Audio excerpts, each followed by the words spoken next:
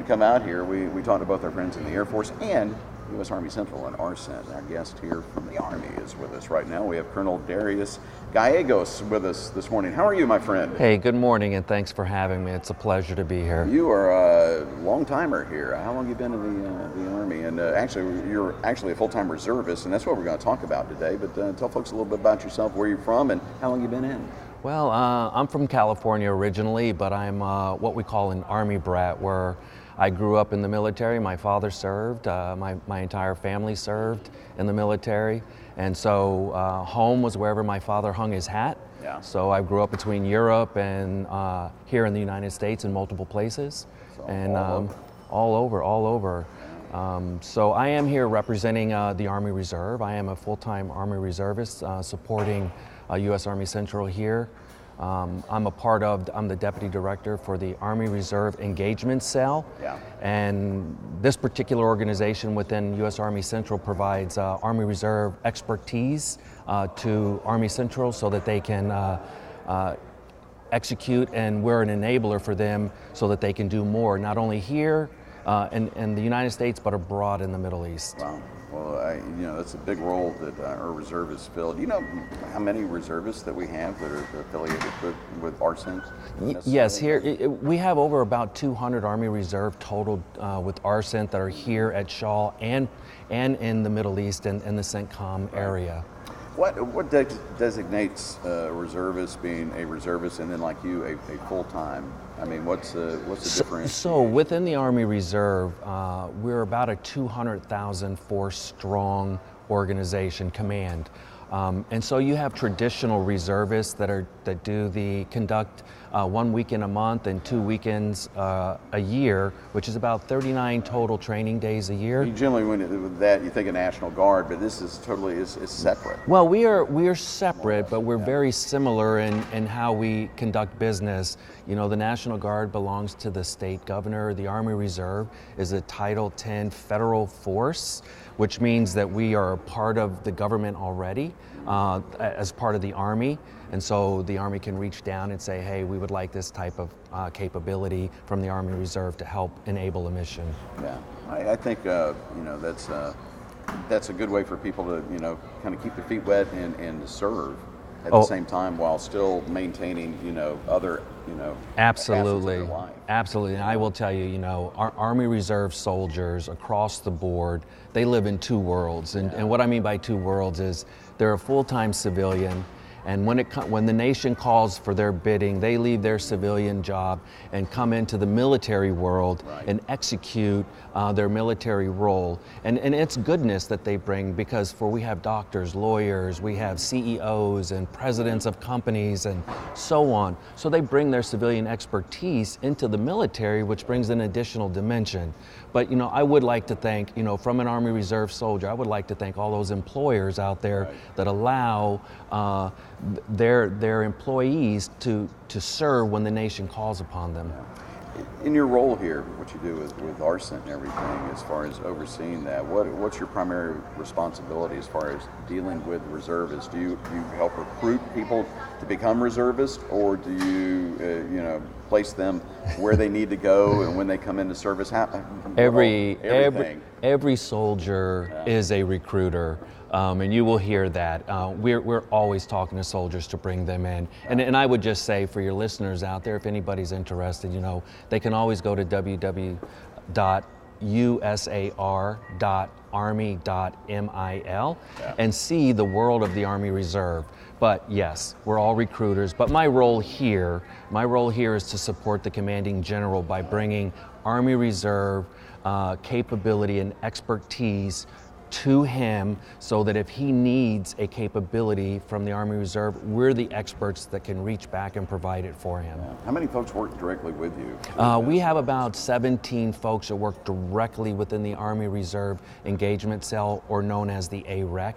Yeah. And as far as working I guess, in theater, downrange, ever how you want to say? Do you have a lot of folks that are We working do. actively there too? Yes, we have a forward presence from my organization that conducts business there, that receives Army Reserve units, that ensures that they're taken care of and takes care of their needs. Do you get out of the office much as far as having to travel a lot in your job responsibilities? I do travel. I prefer to be out of the office with soldiers, and I think any leader will tell you they prefer to be around soldiers. But yes, I do have some office. As a matter of fact, I just returned from Kuwait, where I did my initial assessment of our forward team and to get the lay of the land there in Kuwait. Yeah, well, you've had a long career. What are your future plans? Well, my future plans is, I will serve the Army Reserve, as long as I'm having fun and as long as they would like me to serve. But you always think at this stage in your career about transitions, and you look at your expertise and experience and see where you can fit into the next chapter of your life. What's the thing you like the best about your job and working with the reservists? I think the best thing I like is being able to provide something that somebody needs at a right time, the right place. For me, that's gratifying, in order to provide something when somebody needs. What's the most difficult thing about being able to do your job, or the biggest obstacle that you have to deal with? Well, with any organization, there's obstacles, but I mean, for us, I don't think we really have much obstacles. If I could say this about U.S. Army Central, we are a poster for the military, the Army. And what I mean by that is you have the active Army, you have the National Guard, and you have the Army Reserve. Right. Within U.S. Army Central, we epitomize that total Army concept where we work here in U.S. Army Central at Shaw with all three of those, and forward in theater or downrange, we have all three. The active Army, the Army National Guard, and the Army Reserve are all working together to execute our nation's bidding in the Middle East. Yeah. I know we talk to folks in the regular Army all the time, and they're always constantly training and things like that. Do you train with the regular Army folks, a lot of the reservists? Is that incorporated in part of the overall picture as far as training and... Absolutely, Derek, it is. And we do that through our exercise programs, whether they're bilateral or they're here in the United States or they're downrange in one of the countries that we're working in. We just executed a very successful exercise in Jordan, right, which was amazing. Eager Lion, absolutely. Yep. And that included National Guard, active Army, and Army Reserve all coming together to work a bilateral, partnership with Jordan. You've been in service our country for a long time. What are some of the biggest changes you've seen, and as far as from, because you were regular Army at one time, you transitioned into full-time reservist and all here. What are some of the biggest changes in your career that you've seen as far as... Well, we've seen, we're getting past 15, 16 years of conflict and war. And so the first part of my career was we were always looking for money to help us execute our training within the Army. And then, 9/11 happened, and it kind of changed. And so we were in this real conflict war period where we were always spinning to go into Iraq and Afghanistan. Now we're back to where we are, where I started my career, and we are, I think we have the money now, but it's been a full circle for me. Yeah, and how many years again have you been in? Right at 25. Yeah, and see, that's a nice long career and whatnot for you. And how long of that have you been a reservist, a full-time reservist? I've been for about 15. 15 of those. Mm-hmm. So I think that's what you do is very valuable. Well, thank you. It provides a good service not just to our country, but to the overall Army and the entire picture of what you guys can say. How many reservists again? Right at 200,000 across the country. It would be very difficult for us to be able to accomplish our mission and missions around the world without reservists. And it's great that you say that, because every Army senior leader says the same thing. Yeah. We cannot execute our mission without having our National Guard and Reserve augment and be a part of it as one total force. How long can somebody stay in and be a reservist? I mean, is there like a cutoff age or a well, time normally limit?